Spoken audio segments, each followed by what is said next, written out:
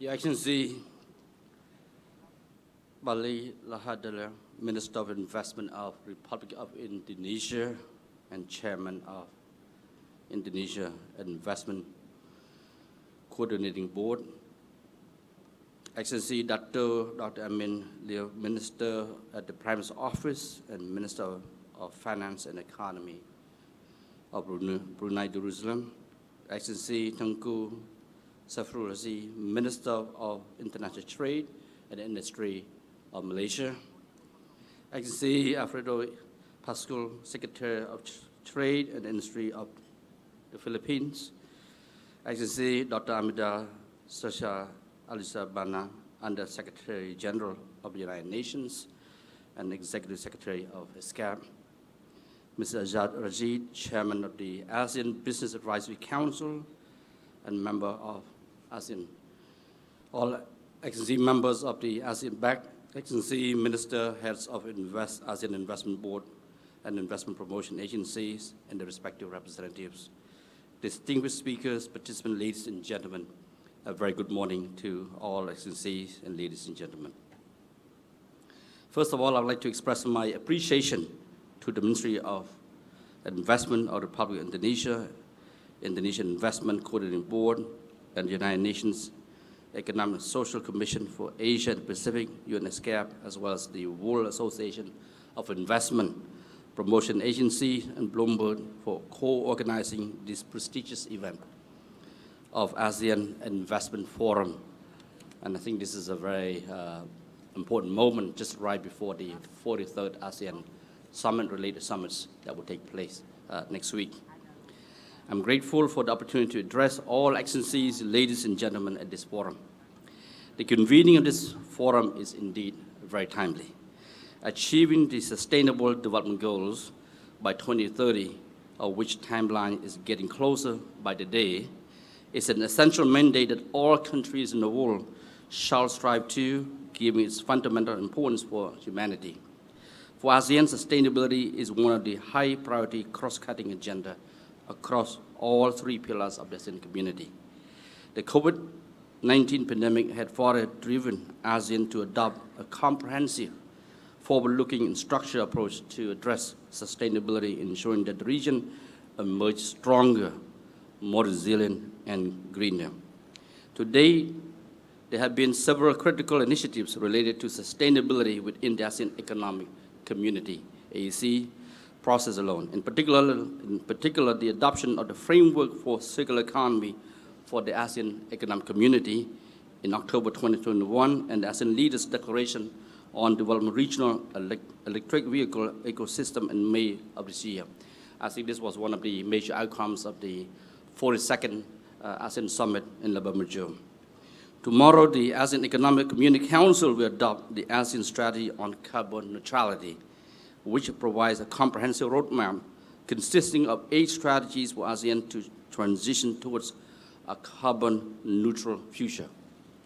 Excellency, ladies and gentlemen, ASEAN is the top recipient of foreign direct investment in the developing world, standing at $224 billion last year, surpassing the FDI in China for the second consecutive year.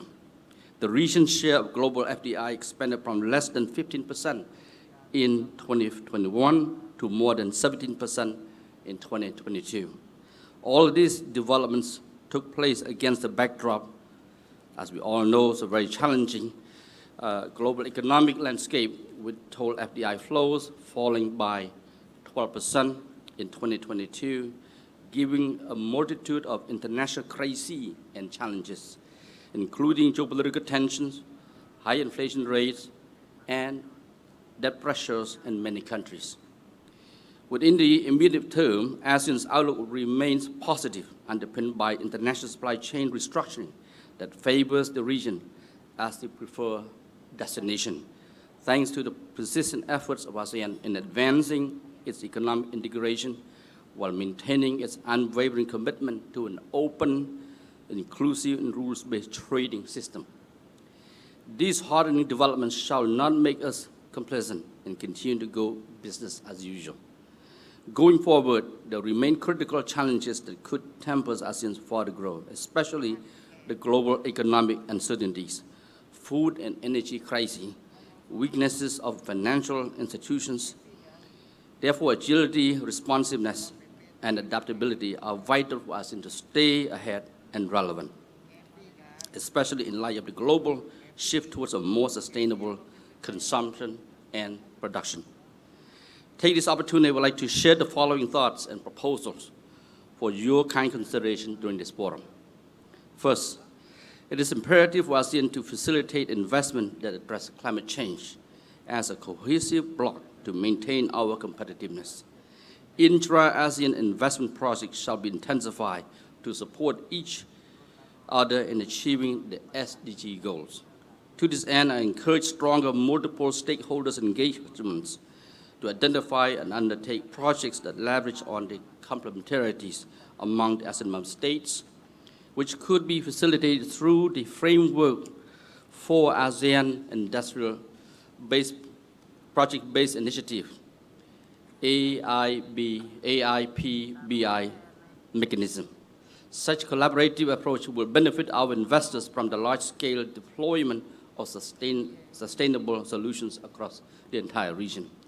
Second, we should prioritize regional investment initiatives in green industries, such as renewable energy, nature-based solutions for agriculture, electronic vehicles, and other cutting-edge green technologies, in order to realize the low-carbon future of ASEAN. Third, a common regional approach to foster an enabling environment for green investments aligned with ASEAN's carbon neutrality strategy is pivotal in shaping a forward-looking sustainable investment strategy. I look forward to the development of ASEAN Sustainable Investment Guideline by ASEAN officials as a deliverable for next year, as tested by the ASEAN Investment Area Council 2 weeks ago. Of course, next year will be Laos under Laos chairmanship.